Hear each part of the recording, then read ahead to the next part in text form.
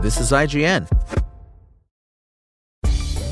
James Gunn's Superman inches towards $600 million at the box office. Welcome to your IGN Daily Update.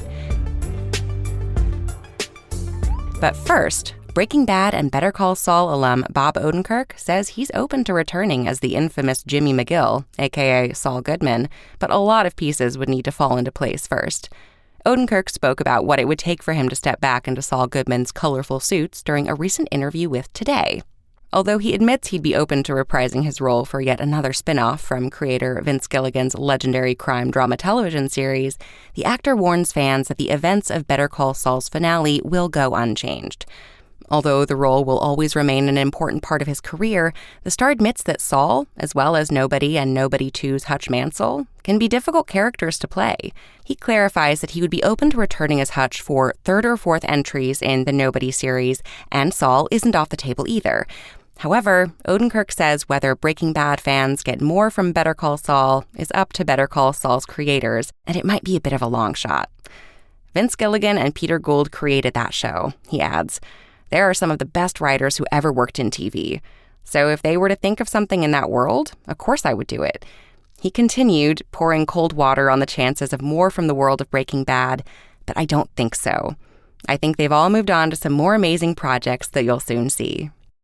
And ahead of its full reveal at Opening Night Live 2025 this week, we have the first images of Fallout Season 2. The images show Walton Goggins' Cooper Howard in a pre-war flashback on the New Vegas Strip. As announced, Fallout Season 2 is set to head into New Vegas territory, following the lead set by video game developer Obsidian Entertainment. In the image, we see a reflection of the Lucky 38, the resort and casino owned by Mr. House in the New Vegas video game. We also see Lucy, Ella Purnell, and the Ghoul, Cooper Howard in post-apocalyptic form, on a barren landscape. Max, Aaron Moten, wearing a new outfit while stepping out with his Brotherhood of Steel brethren, and Kyle MacLachlan's Hank, Lucy's villainous father, in what we think is a new position of power on the New Vegas Strip. Fallout Season 1 hit Prime Video in April 2024 and was an instant breakout hit. In May this year, Amazon announced a December 2025 release window for Fallout Season 2, with the Prime Video show also renewed for Season 3. Fallout is confirmed to be heading to New Vegas for Season 2, and it's not just about the location itself. We'll stop there and not spoil anything, but you can read the rest of the article at IGN.com.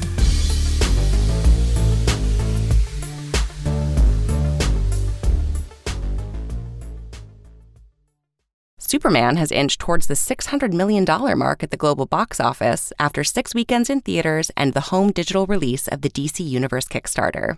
James Gunn's Superman has a global tally of $594.5 million after earning an additional $8.4 million over the weekend. Last week, DC Studios CEO James Gunn made the surprise announcement that Superman would see its digital release on Friday, August 15th, just over a month after the film launched in theaters. Gunn has blamed this relatively early home release on HBO Max TV series Peacemaker Season 2, which follows on directly from the events of Superman.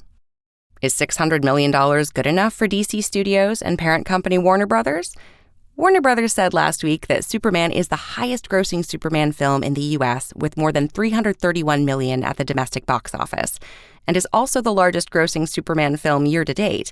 The Fantastic Four, First Steps, doesn't look like it will come close to beating Superman. Superman is the highest-grossing Superman film in the U.S.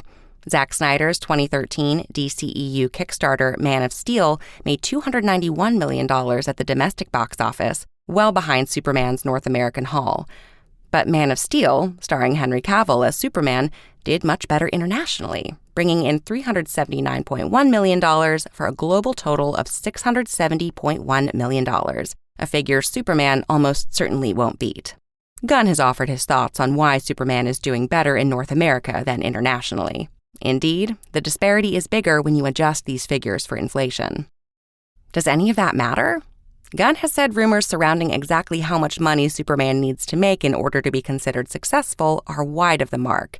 In a profile of Superman actor David Cornsweet published on GQ, Gunn downplayed the box office pressure on the movie. This is not the riskiest endeavor in the world, Gunn insisted.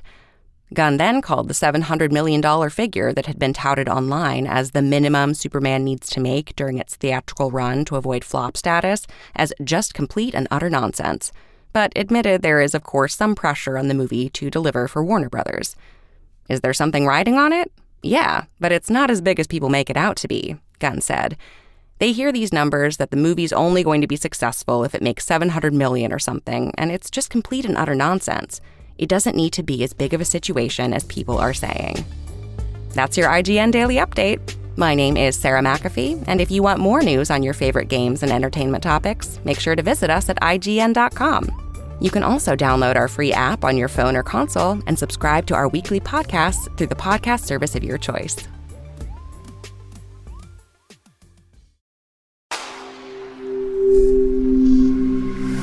Spoken Layer.